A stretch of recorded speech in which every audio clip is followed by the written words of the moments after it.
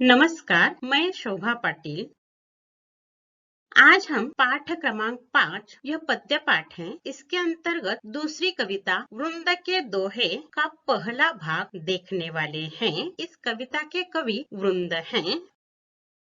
कविता का अध्ययन करने के पहले कवि का परिचय, कवि की साहित्यिक विशेषताएं, विधा परिचय और उसका उद्देश्य देखने वाले हैं। देखिए, कवि का नाम, मूल नाम उनका वृंदावन दास है। उन्हें उनका उपनाम वृंद है। उनका जन्म 1643 को मथुरा में हुआ। अब यहाँ ध्यान में रखिए कि उनके जन्म स्थल, जन्म तिथि के बारे में बहुत विवाद है। यह बात छोड़ दीजिए, 16वीं शती में उनका जन्म उत्तर भारत में हुआ है, ये ध्यान में रखिए। यहाँ और एक महत्वपूर्ण बात है, वृंद जी को महाकवि वृंद कहा जाता है क्योंकि वे 10 साल के थे तभी वे मथुरा से वे काशी गए और वहां उन्होंने वेदांत, साहित्य, व्याकरण, गणित इसी में वे प्रवीण हो गए, उसका गहराई से अध्ययन किया। अब आजकल आप सुनते हो नई शिक्षा नीति आ गई है, साहित्य और गणित दोनों का अध्ययन एक साथ करने के लिए अब आपको अनुमति मिलने वाली है, परंतु हमारे भारत की शिक्षा पद्धति की पुरानी परंपरा भी इसी तरह की थी। उन्होंने साहित्य का भी अध्ययन किया और गणित का भी अध्ययन किया, व्याकरण और वेदांत का भी अध्ययन किया था। यानी उस समय भी अलग अलग शाखा के विषय लेकर अध्ययन किया जाता था, जो आज हम 21वीं सदी में नई शिक्षा नीति के रूप में अब अगले साल से आप इसका अध्ययन करने वाले हैं। ये वृंद जी ने 16वीं शती में ही किया था। वे गणित में प्रवीण थे, इसी कारण उनके साहित्य की विशेषता देखिए, वे रीतिबद्ध कवि थे। रीतिबद्ध मतलब नियम के अनुसार वे कविता लिखते थे। यानी कविता में छंदों का, छंद, अलंकार, रस, श्रृंगार, इसका वर्णन बहुत गणितीय ढंग से, यानी मात्रा गिनकर वे कविता में वर्णों का इस्तेमाल करते थे। यह पहली विशेषता। क्योंकि रीतिकाल मतलब क्या, इस समय आपको विधा परिचय होना चाहिए था और उस पर आपको एक आकलन कृति भी होनी चाहिए थी, क्योंकि हिंदी साहित्य में आदिकाल, भक्तिकाल, रीतिकाल और आधुनिक काल अब तक चल रहा है, परंतु एक रीतिकाल था और उस रीतिकाल में 3 तरह के कवि थे, एक रीतिबद्ध कवि, एक रीति सिद्ध कवि और एक रीति मुक्त कवि। इनमें से रीतिबद्ध कवि वृंद जी हैं, क्योंकि उन्होंने मात्राओं को गिन गिन कर काव्य की रचना की है। क्योंकि वे गणित में प्रवीण थे, इसलिए मात्राओं कितनी होनी चाहिए इस तरह का अध्ययन करके उन्होंने काव्य रचनाएं की हैं। ये बहुत महत्वपूर्ण बात है। महाकवि वृंद जी रीतिबद्ध कवि थे। उन्होंने जो काव्य लिखा है वह नीतिपरक दोहे जनसाधारण में प्रसिद्ध है। नीतिपरक मतलब वे मौलिक संस्कार अपने उदाहरणों के माध्यम से अपने काव्य में लिखते थे। लोक व्यवहार में अनुकरणीय है। लोक व्यवहार में अनुकरणीय है, इसका मतलब क्या, जनसाधारण को समझने वाले सीधे साधे उदाहरण जो लोग हर रोज के व्यवहार में आचरण करते हैं, इस तरह के उदाहरण देखकर उन्होंने नीतिपरक उपदेश या सीख दिए हैं। काव्य भाषा देखिए उत्तर भारत के हैं और अवधी, ब्रज ये हिंदी की ही बोलियां हैं, परिनिष्ठित हिंदी की बोलियां हैं। ब्रज, अवधी भाषा के शब्दों का प्रयोग। काव्य भाषा सहज, सुंदर तथा लोक भाषा से जुड़ी है। लोक भाषा से मतलब घर में हम जो बोली भाषा बोलते हैं उस तरह की भाषा में वे साहित्य लिखते थे। ये बहुत महत्वपूर्ण है, क्योंकि लोग जैसे बोलते हैं उसी भाषा में अगर उन्हें समझाया तो तुरंत समझ में आ जाता है। ऊंचे ऊंचे अलंकारिक शब्दों का इस्तेमाल करने से वो समझ में नहीं आ जाता है, इसलिए सामान्य लोगों की समझ की भाषा का उन्होंने प्रयोग किया है। यह कविता गुरु नानक की तुलना में बहुत आसान है, क्योंकि वहां अरबी, फारसी, मुल्तानी, सिंधी, पंजाबी शब्दों का प्रयोग था। अलग अलग भाषाएं थी, यहाँ एक ही भाषा की ये बोलियां हैं, ब्रज, अवधी। इस महान कवि का निधन 1723 में हुआ। अब काव्य कृतियां बहुत हैं। आपको साहित्य संबंधी सामान्य ज्ञान में इस पर प्रश्न है, वृंद जी की साहित्यिक कृतियां या काव्य कृतियों के नाम लिखिए। यहाँ 2 महत्वपूर्ण ध्यान में रखिए, वृंद सतसई, यमक सतसई, बहुत आसान है। 12 मासा ये उनका प्रसिद्ध काव्य है। समेत शिखर छंद, हितोपदेश, संधि आदि उनके बहुत सारे उन्होंने काव्य रचनाएं की हैं, परंतु यहाँ महत्वपूर्ण है वृंद सतसई और यमक सतसई। वृंद सतसई में उन्होंने रीतिबद्ध काव्य लिखा है और यमक सतसई, पिछले सर आपने यमक अलंकार देखा है, पूरा काव्य उनका वो काव्य संग्रह अलंकारों पर ही है, इसलिए यमक अलंकार से संबंधित यह काव्य है, इसलिए यमक सतसई और वृंद सतसई ये ध्यान में रखना। और सतसई का अर्थ 700 दोहों का काव्य संग्रह, ये भी ध्यान में रखिए। अब विधा परिचय देखिए, यह रीतिकालीन कविता है। अभी मैंने तुम्हें बताया हिंदी साहित्य के इतिहास में काल है, आदिकाल, भक्तिकाल, रीतिकाल। ये रीतिकाल के कवि हैं और उन्होंने लिखी हुई यह जो कविता आपके अध्ययन के लिए है वह दोहा छंद है। 2 पंक्तियों का ये छोटा सा पद होता है, उसे दोहा कहा जाता है और उसमें छंदों का प्रयोग होता है। अब छंद मतलब क्या, ये पहले मालूम होना चाहिए। देखिए, मैंने आपको रस पढ़ाते समय बताया था, रस, अलंकार, छंद, बिंब, प्रतीक विधान, ये तत्कालीन समाज में उस कवियों ने उस तरह के इस्तेमाल करके ये काव्य की शोभा बढ़ाने वाले सभी यह उपमान है और उपकरण है और इसी के माध्यम से उन्होंने काव्य लिखा है। उस जमाने के काव्य में ये छंद। अब छंद का मतलब क्या, तो हम कविता की काव्य पंक्तियां लिखते समय हर पंक्ति में कितने मात्राएं होनी चाहिए, कितने वर्ण होने चाहिए, उनमें लघु गुरु वर्ण कैसा होना चाहिए, सब कुछ गणितीय ढंग से उन्होंने लिखा है, उसे छंद कहा जाता है। यानी अक्षरों की संख्या कितनी है हर पंक्ति में, हर पंक्ति के अंत में लघु है या गुरु है अक्षर, ये सब देखकर वे काव्य रचना करते थे, उसे छंद कहा जाता है। अब छंद की आपकी किताब में 4 विशेषताएं दी हैं, आपको यह भी लिखना है। छंद की विशेषताएं लिखिए, साहित्य संबंधी सामान्य ज्ञान में कम से कम 2 विशेषताएं लिखनी चाहिए 1 अंक के लिए। पहली विशेषता है दोहा अर्धसम मात्रिक छंद है। अर्धसम मात्रिक छंद है, इसका मतलब है कि उस दोहा में 4 चरण होते हैं, हर चरण की मात्राएं अलग अलग होती हैं। अर्धसम है मतलब प्रथम और, ये अगली विशेषता देखिए, प्रथम और तृतीय चरण में 13 मात्राएं हैं और द्वितीय और चतुर्थ चरण में 11 मात्राएं हैं। इसे अर्धसम यानी समानता है परंतु आधी समानता है। प्रथम और तृतीय में सम है, द्वितीय और चतुर्थ में सम है, इसलिए उसे अर्धसम मात्रिक छंद। अब मैं आगे आपको ये विस्तार से बताने वाली हूँ, परंतु एक बात ध्यान में रखिए, दोहा अर्धसम मात्रिक छंद है, यह पहली विशेषता। दूसरी विशेषता, दोहा छंद में 4 चरण होते हैं, यह भी हम देखने वाले हैं। दोहे के द्वितीय और चतुर्थ चरण के अंत में लघु वर्ण आता है। यह बहुत लंबी विशेषता हो गई है परंतु आपके किताब में गलत छप गया है। दोहे के प्रत्येक चरण के अंत में लघु वर्ण आता है, ऐसा दिया है, प्रत्येक वर्ण के अंतर नहीं, तो द्वितीय और चतुर्थ चरण के अंत में लघु वर्ण आता है, यह हम देखने वाले हैं। यह विधा कविता पढ़ते समय छंद, मात्राएं कैसे गिने जाती हैं, ये आगे देखने वाले हैं, परंतु इस समय आप 1 अंक के लिए ध्यान में रखना कि दोहा छंद की विशेषताएं लिखिए। ऐसा 1 अंक के लिए जब आपको प्रश्न आ जाएगा तो दोहा अर्धसम मात्रिक छंद है और दोहा छंद में 4 चरण होते हैं। बहुत आसान 2 विशेषताएं आपको लिखनी है। अब ये कविता यह रीतिकालीन कविता है, दोहा छंद में है। अब ये कविता पढ़ने का उद्देश्य क्या है, कोई भी अध्ययन करते हैं उसके पीछे कोई ना कोई उद्देश्य होता है, तो इसमें उद्देश्य बहुत महत्वपूर्ण 2 हैं। एक पहला उद्देश्य है नीतिपरक बातों की सीख दी है। नीतिपरक मतलब क्या, नैतिकता, नीतिमत्ता, यानी अच्छे संस्कार, अच्छी दिशा होनी चाहिए। अगर शिक्षक ने बताया तो आप कहते हैं पहले आप देखिए, परंतु कवि ने कहा है तो आप गहराई से सुनते हो, अध्ययन करते हो और आचरण में लाते हो। इसलिए नीतिपरक बातों की सीख मतलब उपदेश, सलाह, संदेश इस कविता में दिया है। दूसरा महत्वपूर्ण मुद्दा है जीवन का सच्चा मार्ग दिखाया है। मनुष्य को सच्चाई से पेश आना चाहिए।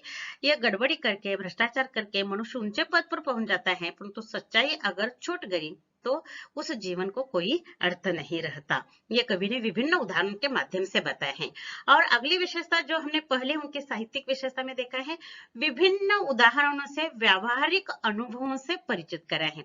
ये व्यावहारिक अनुभव मतलब क्या, हमारे रोजमर्रा की जिंदगी में दिखाई देते हैं, उन अनुभवों को उन्होंने अपने उपदेश दिए हैं। दोहा की बहुत बड़ी विशेषता होती है कि पहली पंक्ति में उपदेश दिया जाता है और दूसरी पंक्ति में उदाहरण से स्पष्ट किया जाता है, इसलिए दोहा पढ़ने के लिए भी अच्छा लगता है और उसके जो सीख हैं वह भी हमें जल्दी समझ में आ जाती हैं।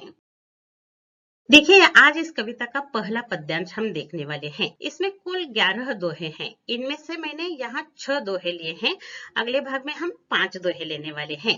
ये पृष्ठ क्रमांक 27 और 28 पर ये दोहे हैं। अब देखिए, 2-2 पंक्तियों के यह हम 6 दोहे यानी 12 पंक्तियां यहाँ ली हैं। और इनमें से आगे पीछे हो सकता है। अध्ययन की सुविधा के लिए प्रारंभिक 6 दोहे लिए हैं। इसका मतलब परीक्षा में ऐसे ही आएगा नहीं, तीसरे दोहे से प्रारंभ हो जाएगा, चौथे दोहे से प्रारंभ हो जाएगा। कभी कभी 4 ही दोहे देंगे, कभी 5 देंगे, कभी 6 देंगे, क्योंकि तुम्हें पंक्तियों की यह मर्यादा है। 8 से 12 पंक्तियों तक आपको पद्यांश देने वाले हैं। यहाँ 12 पंक्तियां अध्ययन की सुविधा के लिए मैंने प्रारंभ से ली हैं। अब देखिए ये दोहा छंद क्या होता है और दोहा छंद की विशेषताएं कैसी होती हैं और रीतिबद्ध कवि क्यों कहा जाता है, ये पहले मालूम होना चाहिए। देखिए कभी कभी हम बहुत अच्छी कविता लिखते हैं, पढ़ते जाते हैं, परंतु हमारा बेसिक ज्ञान पक्का नहीं होता। छंद यानी क्या, ऐसा जब प्रश्न पूछा जाता है तो आपके ध्यान में नहीं आ जाता है। रीतिबद्ध, रीति सिद्ध और रीति मुक्त कवि मतलब क्या, रीतिकाल मतलब क्या, ये पहले मालूम होना चाहिए। वृंद के दोहे पढ़ेंगे, अध्ययन करेंगे, उत्तर लिखेंगे, आगे जाएंगे। और जब आगे जाते हैं और आपको पूछा जाता है छंद किसे कहा जाता है, किसी के ध्यान में नहीं आ जाता, क्योंकि हमारा बेसिक नॉलेज पक्का नहीं होता। इसलिए मैंने यहाँ एक उदाहरण दिया है। मात्राओं की गिनती करके जो काव्य रचनाएं की जाती है उसे छंद कहा जाता है। अब छंद में 3 प्रकार हैं, सममात्रिक, अर्ध सममात्रिक और विषम मात्रिक। आज हम अर्ध सममात्रिक छंद देखने वाले हैं। अर्ध सममात्रिक छंद मतलब क्या, देखिए दोहे में 4 चरण होते हैं। देखिए सुरसुती के भंडार की, यहाँ अल्प विराम आ गया है, ये पहला चरण हो गया। बड़ी अपूर्व बात, एक डंडा आ गया है, ये दूसरा चरण हो गया। जो खर्चे त्यों त्यों बढ़े, अल्प विराम आ गया, तीसरा चरण। बिन खर्चे घटी जात, ये चौथा चरण है। अब ये 4 चरण हैं और 4 चरणों की विशेषता क्या है। अर्ध सममात्रिक मतलब प्रथम और तृतीय चरण में 13-13 मात्रा है और द्वितीय और चतुर्थ चरण में 11-11 मात्राएं हैं। अब चरण मतलब क्या, ये आपको मालूम हो गया। अल्प विराम तक पहला चरण, पहला डंडा, दूसरा चरण, फिर दूसरी पंक्ति का पहला चरण तीसरा होता है और अंतिम चौथा। ये 4 चरण आपको मालूम हो गए। अब यहाँ 1-2-1-2 लिखा है।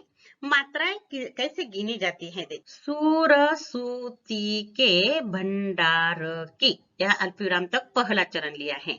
यह ध्यान में रखिए, जो ह्रस्व होता है उसे 1 अंक दिया जाता है, जो दीर्घ होता है या जिस पर मात्रा होती है या अनुस्वार होता है या जोड़ाक्षर होता है तो उसे 2 दिया जाता है। इसलिए मात्राएं कैसे गिनी जाती है, देखिए स, यह एक ही अक्षर है इसलिए 1 अंक। र, देखिए 1।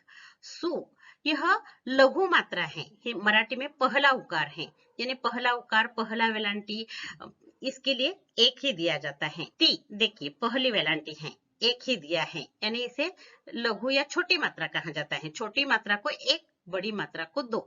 के, देखिए के को 2 दिया है क्योंकि के पर मात्रा है।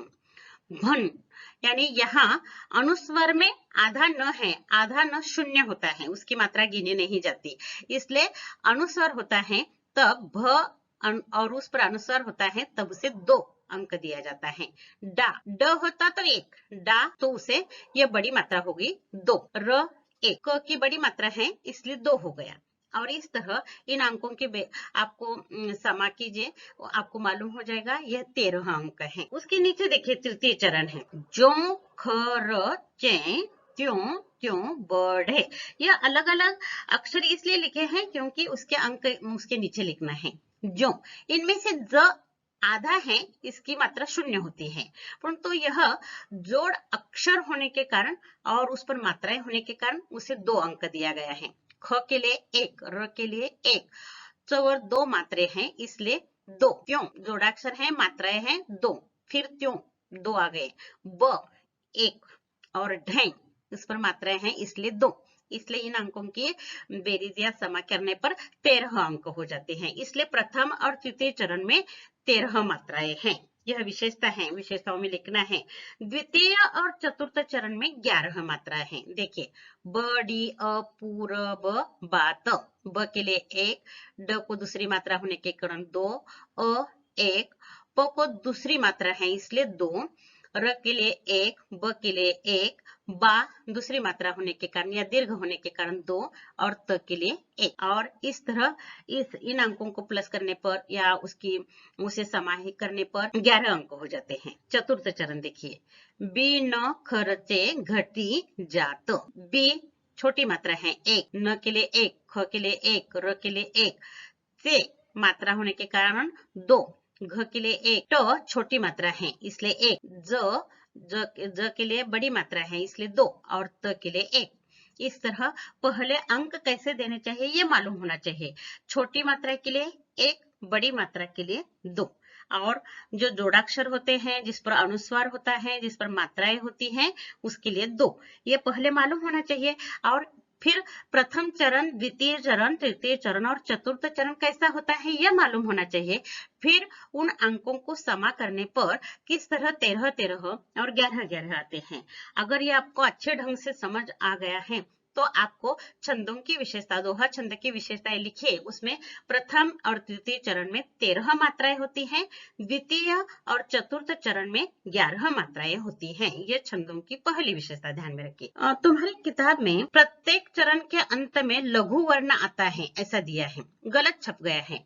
प्रत्येक चरण नहीं है। देखिए, प्रथम चरण के अंत में बड़ी मात्रा आ गई है, द्वितीय चरण के अंत में बड़ी मात्राएं आ गई हैं, द्वितीय और चतुर्थ चरण के अंत में तो एक एक अंक आ गए हैं, उसे लघु वर्ण कहा जाता है। इसके और भी एक विशेषता है, द्वितीय और चतुर्थ चरण के अंतिम शब्द का अंतिम अक्षर लघु और उसके पास वाला होता है वह दीर्घ होता है, उसे 2 अंक है। देखिए, बात, जात, 2 1 2 1। इसलिए यह विशेषता आपकी किताब में गलत छप गई है। अगर आपको लिखना है तो इस तरह लिखना, द्वितीय चरण और चतुर्थ चरण के अंत में लघु वर्ण आता है। प्रथम और तृतीय चरण के अंत में यहाँ दीर्घ आ गए, परंतु दीर्घ ही आ गया ही इस तरह की विशेषता नहीं है, क्योंकि केवल द्वितीय और चतुर्थ चरण के अंत में लघु वर्ण आता है। ये विशेषताएं ध्यान में रखनी चाहिए। अब देखिए, यह कविता का हम अब आप पढ़ रहे हो, पढ़ने के बाद देखिए हर 2 पंक्तियों में इसी तरह मात्राएं हैं। आप गिन कर देखिए, मात्रा गिनने के लिए और छंद किसे कहा जाता है, प्रथम चरण द्वितीय चरण कैसा होता है, ये भी आपको मालूम हो जाएगा।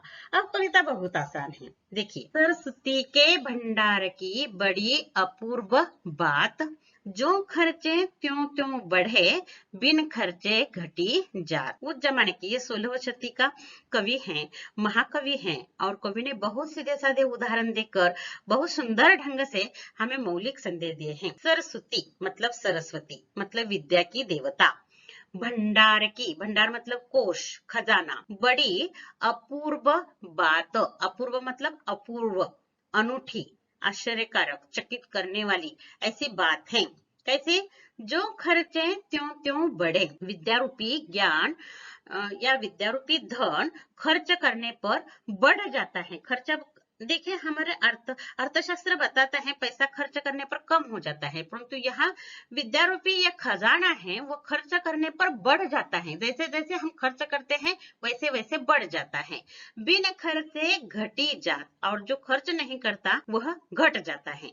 जो अपना ज्ञान दूसरों को नहीं देता उसका ज्ञान कम हो जाता है, जो दूसरों को ज्ञान देता है उसका ज्ञान बढ़ जाता है। कितना सुंदर उदाहरण दिया है। सरस्वती का खजाने की एक अनूठी बात है, जैसे जैसे खर्च किया जाता है वैसे वैसे वो बढ़ जाता है, और खर्च न करने पर वो घट जाता है।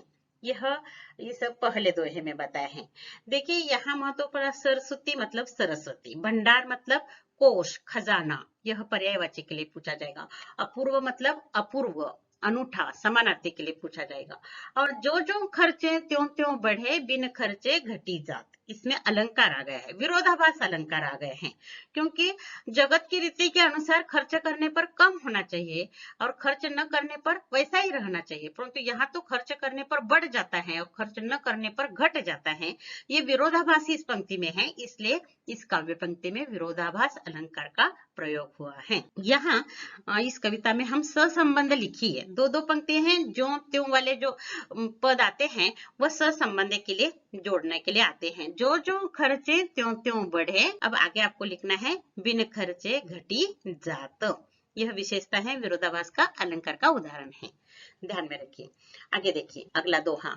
नैना देत बताए सब, हिय को हेत अहेत, जैसे निर्मल आरसी, भली बुरी कही देत। नैना मतलब नेत्र, आंखें, देत बताए सब, बहुत आसान है, सब कुछ बता देते हैं। हिय को मतलब दिल की, हेत अहेत मतलब हेत मतलब हित, अहित, क्या अच्छा है क्या बुरा है, ये दिल की बातें हमारे नेत्र बता देते हैं। देखिए, जब हमें दुख होता है तो आंखों में आंसू आ जाते हैं, जब हंसने लगते हैं तो आंखें प्रसन्न दिखाई देती हैं, जब हम क्रोधित हो जाते हैं तो आंखें बड़ी और लाल हो जाती हैं। यानी आंखों में मन के भाव छिपे हुए होते हैं। ये बताने के लिए ये बात बताए हैं। तुम्हारे नेत्र ही बता देते हैं कि तुम्हारे दिल में हित अहित क्या चल रहा है, अच्छा भला बुरा क्या चल रहा है, यह आपकी आंखें ही बता देते हैं। जैसे निर्मल आरसी भली बुरी कही दे। अब उदाहरण दिया है, जैसे निर्मल मतलब स्वच्छ साफ, आरसी मतलब दर्पण आईना।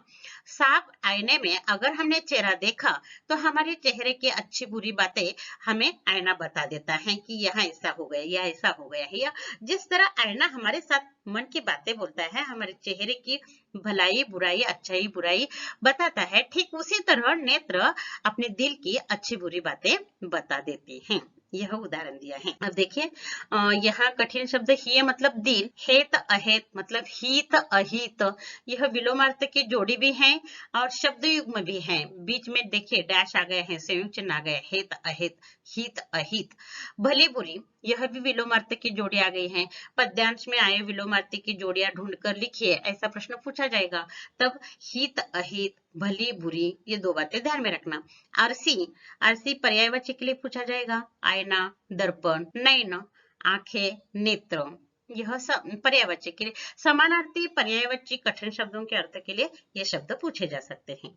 अगला दोहा देखिए, अपनी पहुंच बिचारी कै कर्तव्य करिए दौर, तेते पांव पसारिए जेती लॉम्बी नहीं होना चाहिए, लांबी सौर। यह लॉम्बी शब्द का अर्थ अलग है। लांबी मतलब लंबाई, ये ध्यान में रखिए। सौर मतलब चाँद। अब पहले उपदेश देखिए, अपनी पहुंच बिचारी के कर्तव्य करिए दौर। इसका मतलब है मनुष्य को अपनी पहुंच मतलब अपनी क्षमता, बिचारी के मतलब अपनी क्षमता पहचान कर, मुझ में क्या क्षमता है ये सोच कर विचार करके कर्तव्य करिए दौर। कर्तव्य मतलब कार्य, अपनी क्षमता पहचान कर मनुष्य को अपना कार्य करना चाहिए। आज के जमाने हम क्या कहेंगे, मनुष्य को अपनी क्षमता पहचान कर ही जीवन का लक्ष्य निश्चित करना चाहिए, अथवा अपनी क्षमता देखकर ही मनुष्य को खर्च करना चाहिए। मेरे पास कितने पैसे हैं ये पहले मालूम होना चाहिए, बाद में हमें खर्च करना चाहिए। यहाँ बहुत महत्वपूर्ण बात बताई है, अपनी क्षमता। क्षमता कैसी होती है, आर्थिक होती है, बौद्धिक होती है, शारीरिक होती है, मानसिक होती है। इन सभी क्षमताओं का विचार करके ही मनुष्य को दौड़ मतलब दौड़ना चाहिए, फैलना चाहिए, कार्य करना चाहिए। यह हमेशा ध्यान में रखिए। वो आदमी करता है इसलिए मैं करता हूँ, नहीं, मेरी क्या क्षमता है, वह कार्य करने लायक मैं हूँ या नहीं, इस तरह का आत्मचिंतन करके ही मनुष्य को अपने जीवन का लक्ष्य निश्चित करना चाहिए, अथवा जीवन में कोई भी कार्य करना चाहिए अथवा खर्च करना चाहिए। अपनी आर्थिक परिस्थिति देखकर ही मनुष्य को खर्च करना चाहिए। इसके लिए बहुत सुंदर उदाहरण दिया है, तेते पाव पसारी जेती लांबी सौर, यानी सौर मतलब चादर। चादर की लंबाई कितनी है देखकर हमें अपने पांव फैलाने चाहिए या पसारने चाहिए, नहीं तो चादर के बाहर हमारे पैर जाएंगे। तो ठंड से बचने के लिए हमने चादर ओढ़ ली है, परंतु पैर बाहर होने के कारण ठंड लगेगी शरीर को। इसलिए मनुष्य को हमेशा ध्यान में रखना चाहिए, जिस तरह चादर की लंबाई देख कर ही मनुष्य को पांव पसरना चाहिए, फैलना चाहिए सोते समय, ठीक उसी तरह अपनी क्षमता देखकर ही मनुष्य को अपने जीवन का लक्ष्य निश्चित करना चाहिए। ये चादर का उदाहरण दिया है, ध्यान में रखिए। फिर अगला दोहा देखिए, फेर न हवे है कपट सौ जो कीजे व्यापार, जैसे हंडी काठ की चढ़े न दूजी बार। व्यापार करना चाहिए, हमेशा व्यापार को 2 नंबर का धंधा नहीं समझना चाहिए। व्यापार भी मनुष्य को धन कमाने का या रोजमर्रा की जिंदगी का जीवन निर्वाह का एक माध्यम है, परंतु व्यापार की भी एक नीति होनी चाहिए। हमेशा ही व्यापार में 2 नंबर या ग्राहकों को धोखा देना और पैसे कमाना ये उद्देश्य नहीं होना चाहिए। जो लोग भविष्य में व्यापार करने वाले हैं, इन लोगों के लिए ये मौलिक संदेश दिया है, फेर न हवेन है कपट सो। कपट मतलब छल कपट, फेर मतलब घुमाव फिराव करना। जो कीजिए व्यापार, जो आदमी व्यापार में ग्राहकों के साथ छल कपट करता है, हेरा फेरी करता है, घुमजाव करता है, ध्यान में रखिए, एक बार ही आप ग्राहक को धोखा दे सकते हो, दूसरी बार ग्राहक सावधान हो जाता है, सतर्क हो जाता है। इसलिए व्यापार करते समय ग्राहक को धोखा नहीं देना चाहिए, उनके साथ छल कपट नहीं करना चाहिए, हेराफेरी नहीं करनी चाहिए। कपट मतलब छल कपट, व्यापार मतलब व्यापार कीजिए। व्यापार करने वाले लोगों को यह मौलिक संदेश दिया है। जैसे हंडी काठ की, काठ मतलब लकड़ी, हंडी मतलब बर्तन, हंडा चढ़े न दूजी बार। अब इस जमाने का ये उदाहरण नहीं है, तत्कालीन समाज में लकड़ी के ही बर्तन थे और लकड़ी लकड़ी लोहे के बर्तन, मिट्टी के बर्तन रहते थे और उसी के उदाहरण दिए हैं। यहाँ कवि कहते हैं जिस तरह लकड़ी का बर्तन एक बार ही चूल्हे पर चढ़ाए, चूल्हा मतलब आग पर चढ़ाया जा सकता है और उस पर हम कुछ कर सकते हैं, दूसरी बार वो काम में नहीं आ जाता क्योंकि वो लकड़ी का है और चूल्हे पर आग पर रखने से वो जल जाता है और दूसरी बार काम में नहीं आ जाता है। जिस तरह लकड़ी का बर्तन दूसरी बार आग पर रखने के लिए काम नहीं आता, ठीक उसी तरह व्यापार में एक बार ग्राहक को धोखा देने से दूसरी बार ग्राहक सावधान हो जाता है, आपके पास वो नहीं आता। इसलिए व्यापार में इतनी चालबाजी नहीं करनी चाहिए, छल कपट नहीं करना चाहिए। काठ की हंडी यह उदाहरण दिया है, लकड़ी का बर्तन चूल्हे पर बार बार रखा नहीं जा सकता, उसी तरह ग्राहक बार बार धोखा नहीं खाता, इसलिए यह हमेशा ध्यान में रखना चाहिए। आगे देखिए, ऊंचे बैठे ना लहे, गुण बिन बड़प्पन कोई, बैठो देवल शिखर पर, वायस गरुड़ न होई। बहुत सुंदर बात बताई है। देखिए, आज भी यह बात हमारे समाज में दिखाई देती है, परंतु यह कोई स्पष्ट नहीं बोलता, जो बोलता है उसे कोने में बिठा दिया जाता है, परंतु वृंदा जी ने उस जमाने में लिख कर रखा है जो आज भी वह हमारे समाज के लिए लागू होता है। ऊंचे बैठे ना लहे मतलब ऊंचे ऊंचे पद पर बैठने वाले लोग, गुण बिन बड़प्पन कोई, भले ही वो ऊंचे पद पर बैठा हो परंतु बिन गुणों वाला व्यक्ति हो तो उसे बड़प्पन नहीं मिलता या उसे महानता नहीं मिलती। वह रिश्वत से, सिफारिश से, भ्रष्टाचार से ऊंचे पद पर पहुंच सकता है, परंतु उसके पास अगर गुण नहीं है तो उस व्यक्ति को ऊंचे पद पर भी महानता नहीं मिलती। इसके लिए बहुत सुंदर उदाहरण दिए हैं। देखिए, बैठो देवल शिखर पर, वायस गरुड़ न होई। देवल मतलब मंदिर के शिखर पर, वायस मतलब कौवा, बैठ जाने से वह गरुड़ नहीं बनता। ऊंचे पद पर पहुंच गया है, मंदिर के शिखर पर जाकर कौवा बैठा है, इसलिए कौवे की तुलना गरुड़ से नहीं होती, कौवा गरुड़ नहीं बनता। उसी तरह ऊंचे पद पर बैठने वाला बिन गुणों वाला व्यक्ति महान नहीं होता। ये समाज में परखने की बात कवि ने बताए हैं। ऊंचे पद पर बैठा है इसलिए उसे साहब साहब नहीं कहना चाहिए, अगर उसके पास गुण नहीं है तो उसे बड़प्पन क्यों देना चाहिए। कभी हम कौवे को गरुड़ कहते हैं? नहीं। उसी तरह बिन गुणों वाले व्यक्ति को महानता नहीं देनी चाहिए। अथवा ऊंचे पद पर बैठा है इसलिए कोई व्यक्ति महान नहीं होता, वो गुणों से महान होना चाहिए। इसलिए कवि ने यहाँ वायस और गरुड़ का उदाहरण दिया है। इस पर एक बहुत छोटा सी आकलन कृति पूछी जाती है। इस पद्यांश में आए पक्षी, दो पक्षी आए हैं, वायस मतलब कौवा और गरुड़। ये वायस समानार्थी के लिए भी पूछा जाता है, वायस कौवा, बड़प्पन महानता, देवल मंदिर, शिखर शिखर बहुत आसान है। ऊंचे पद पर बैठने वाले बिन गुणों वाले व्यक्ति को महानता नहीं देनी चाहिए, इसके बारे में कवि ने यहाँ कहा है। आगे देखिए, उद्यम कबहू न छांडिए, पर आशा के मोद, गागरे कैसे फोरिए, उनियों देखी पयोद। उद्यम, ये आपकी किताब में प्रयत्न इसका अर्थ दिया है। उद्यम करते हैं परिश्रम, मेहनत, उद्योग, व्यवसाय, काम धंधा, रोजगार, इस अर्थ से यहाँ लेना है। उद्यम कबहू न छांडिए मतलब अपना व्यवसाय, अपना परिश्रम कभी भी नहीं छोड़ना चाहिए। पर आशा के मोद, आशा मतलब आशा, मोद मतलब हर्ष, प्रसन्नता, दूसरा कोई मदद करने वाला है या कोई आश्रय देने वाला है, यह मानकर अपना उद्योग कभी भी नहीं छोड़ना चाहिए। क्या मालूम वो आश्रय देने वाला, मदद करने वाला आदमी भविष्य में करेगा या न करेगा। अपना उद्योग स्वयं करते रहना चाहिए। दूसरों के आशा, दूसरों के मदद की आशा से अपना उद्यम कभी भी नहीं छोड़ना चाहिए। छांडिए मतलब कभी भी नहीं छोड़ना चाहिए।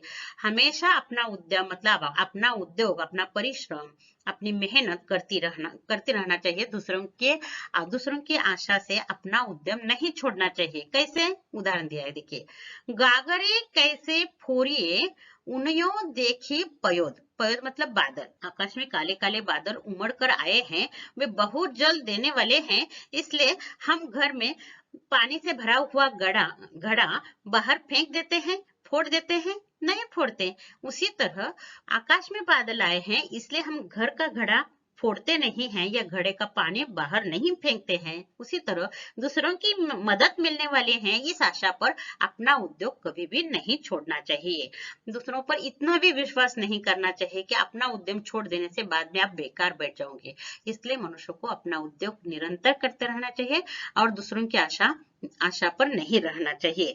आकाश का बादल देखकर घर का घड़ा फोड़ा नहीं जाता, उसी तरह दूसरों की मदद मिलने की आशा में अपना उद्यम कभी भी नहीं छोड़ना चाहिए।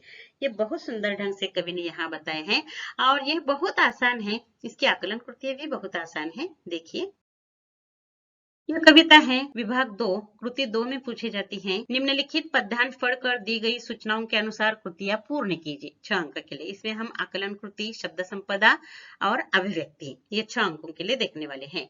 यहाँ देखिए काव्य पंक्तियां पूर्ण कीजिए के लिए दिया है। अब ये बहुत आसान है परंतु ये लिखने के लिए बहुत कठिन है, इसलिए दिया है काव्य पंक्ति, क्योंकि यह सभी अवधि ब्रज भाषा के बोली भाषा के शब्द हैं। पहली बात। दूसरी बात, उदाहरण और उपदेश हैं, इसलिए पंक्तियां ढूंढनी चाहिए।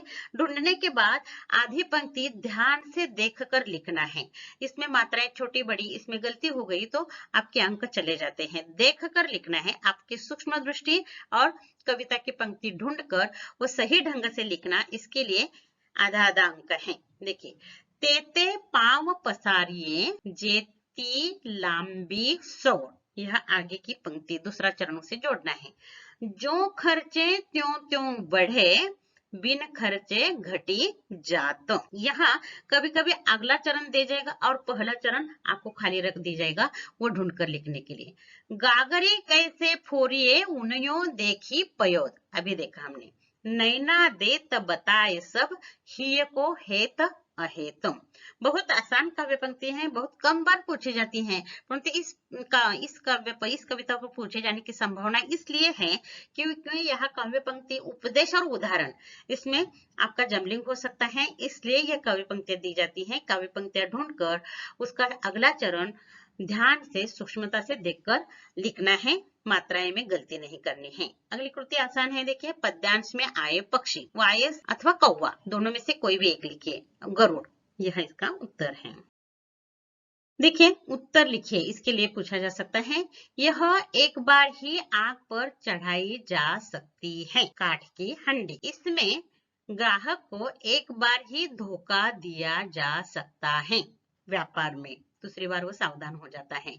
यह खर्च करने पर बढ़ जाता है, सरस्वती का भंडार पहली पंक्ति में ही है। इसे ऊंचे पद पर बैठने पर भी बड़प्पन नहीं मिलता है। बिना गुणों वाला व्यक्ति, वो चाहे कितने भी ऊंचे पद पर बैठे, उसे महानता नहीं मिलती या बड़प्पन नहीं मिलता। विलोमार्थी शब्द देखिए, हित अहित, हेत अहेत अपनी काव्य पंक्ति में है, हित अहित। खर्चे, इसके लिए खर्च शब्द आ गए, बचत। भली बुरी जोड़ ही है।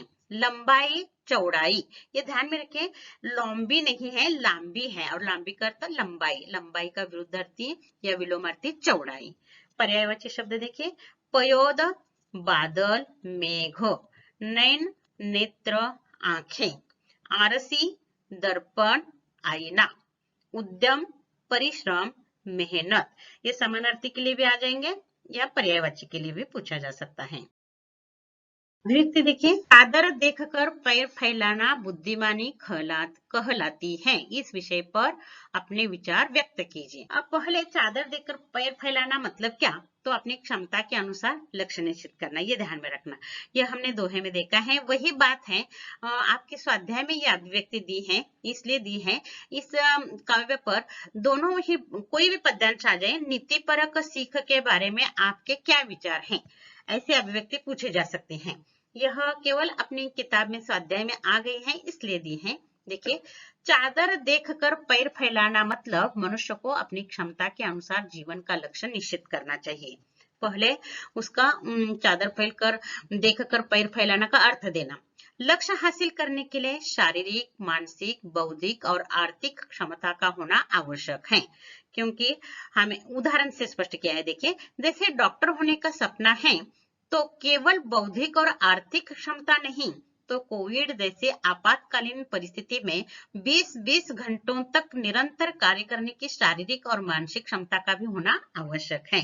यानी ये पैसा देने वाला है इसलिए ये करियर चुनिए, परंतु आपकी 20 घंटे तक खड़े रहने की शारीरिक और मानसिक क्षमता न हो तो डॉक्टर होने का क्या लाभ है। यानी हमारी शारीरिक, मानसिक, बौद्धिक, आर्थिक क्षमता को देखकर ही हमें अपने जीवन का लक्ष्य मतलब उद्दिष्ट या सपना निश्चित करना चाहिए और उसी के अनुसार कार्य करना चाहिए। इसे कहा जाता है चादर देकर पैर फैलाना। अंतिम देखिए, यह साहित्य संबंधी सामान्य ज्ञान पर आधारित प्रश्न अभी इस पद्यांश में लिए हैं क्योंकि अभी हमने पढ़े हैं और आपको ध्यान में आ जाएंगे। उड़नदा जी की प्रमुख रचनाएं लिखिए। बहुत सारी रचनाएं हैं, 2 अंक के लिए आपको 1 अंक के लिए यह प्रश्न है, इसलिए 2 कम से कम उत्तर लिखना चाहिए। उड़नदा जी की प्रमुख रचनाएं वृंद सत्सई, यमक सत्सई, 12 मासा आदि हैं, यह लिखना। दोहा छंद की विशेषताएं लिखिए। दोहा छंद में 4 चरण होते हैं। दोहा अर्धसम मात्रिक छंद है। बहुत आसान 2 विशेषताएं यहाँ दी हैं और यहाँ यह पहला पद्यांश कृति सहित समाप्त हो गया। अगला पद्यांश अगले वीडियो में देखेंगे। धन्यवाद।